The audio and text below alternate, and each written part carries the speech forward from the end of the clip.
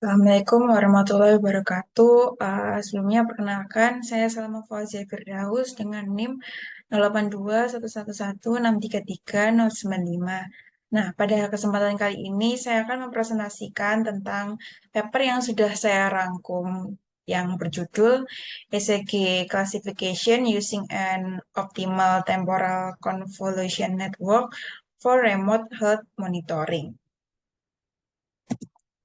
Nah, untuk outline-nya sendiri, saya akan membahas tentang introduction-nya, method, result, discussion, dan conclusion-nya.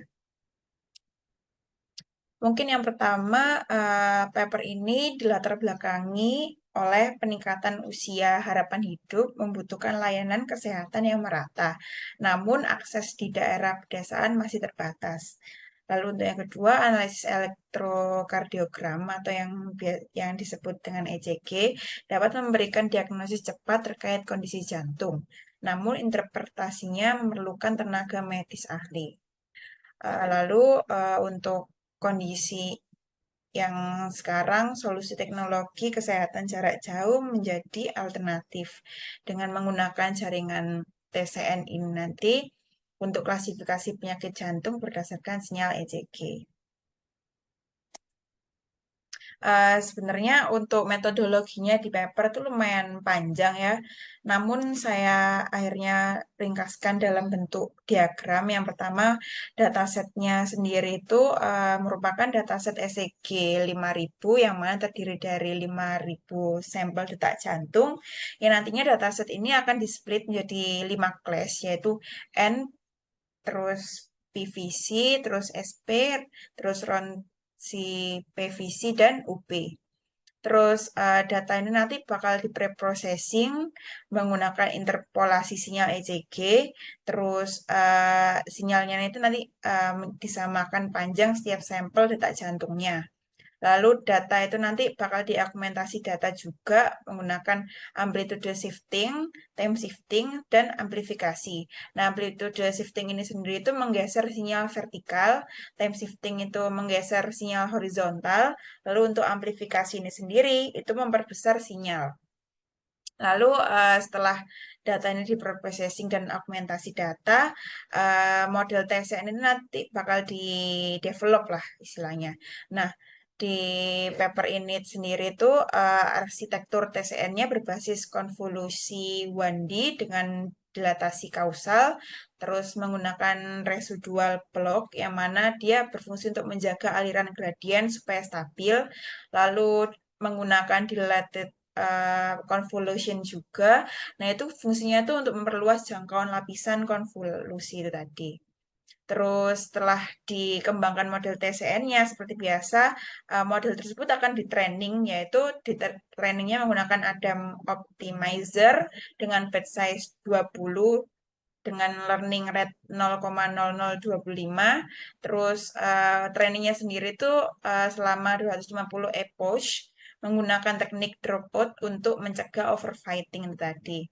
Nah, nantinya setelah modelnya di training, maka akan keluar hasil evaluasinya yang akan ditampilkan dengan confusion matrix.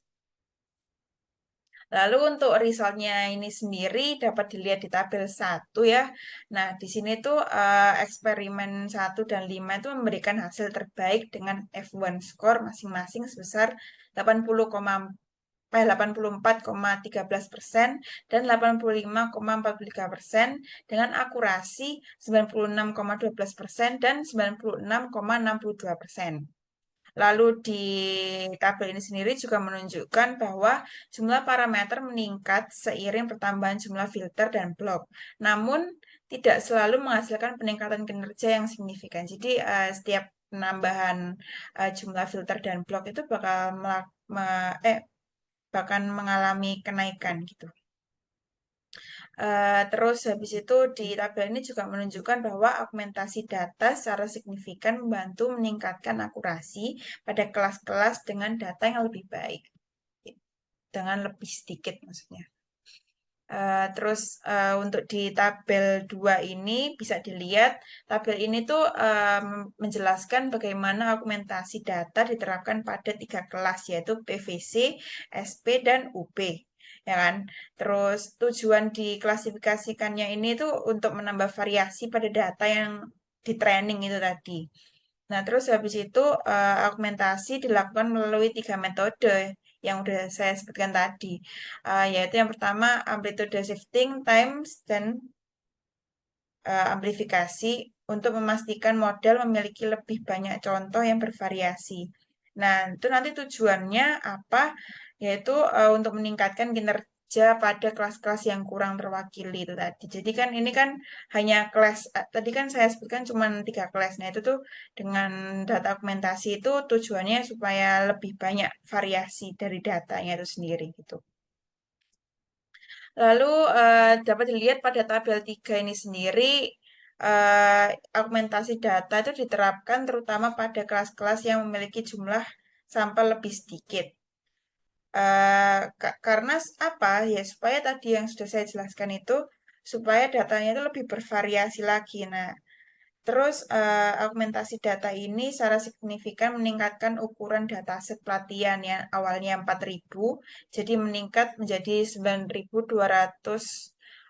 sampel. Nah, terutama pada kelas yang awalnya itu sampelnya sedikit. Terus setelah diaugmentasi data ini eh, di training kan datanya, nah itu dapat dilihat dari visualisasi ini tuh didapatkan bahwa model TCN dalam eksperimen itu menunjukkan performa yang sangat baik dengan akurasi pada saat pengujian mencapai 96,12% setelah pelatihan selama 250 epoch. Nah, model mencapai titik optimal setelah sekitar 75 epoch yang menunjukkan bahwa model telah terlatih dengan baik tanpa overfitting. Tapi eh, karena baru 75 epoch itu di training lagi supaya apa namanya si data ini tidak mengalami overfitting hingga 250 epoch itu tadi gitu. Lalu untuk result yang terakhir ini ada menunjukkan hasil evaluasi yang sudah saya terangkan tadi. Sebenarnya ini di papernya banyak banget confusion matrix, cuman saya rangkum dalam ini saja dalam tabel supaya menghemat slide, yaitu dapat dilihat sendiri pada tabel ini bahwa model ini tuh mencapai akurasi 96,12% dengan F1 score sebesar 84,13%. Nah, hasil yang lebih tinggi dibandingkan model lain yang ada dengan jumlah parameter yang lebih sedikit, yaitu 90,2 K parameter. Begitu. Mungkin begitu penjelasan dari saya terhadap result dari situ.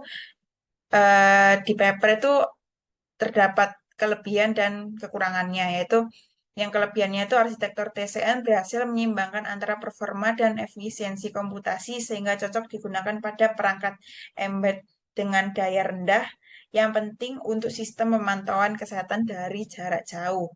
Nah, limitasi dari penelitian ini sendiri, beberapa kelas seperti SP dan UB menunjukkan sensitivitas yang rendah meskipun telah diakumentasi. Peningkatan lebih lanjut dapat dilakukan dengan teknik lain seperti cross validation atau pengeluaran data mentah yang lebih besar gitu. Nah, kesimpulan dari paper ini sendiri itu TCN terbukti lebih efektif dan akurat dibandingkan dengan model lain, terutama untuk aplikasi pemantauan kesehatan dari jarak jauh. Namun, pengembangan lebih lanjut diperlukan untuk menangani kelas yang imbalance dan meningkatkan keakuratan klasifikasi pada kelas yang lebih jarang gitu. Mungkin penjelasan dari saya cukup sekian. Terima kasih untuk referensinya ini sendiri nanti dapat diakses di PPT di bagian slide akhir. Assalamualaikum warahmatullahi wabarakatuh.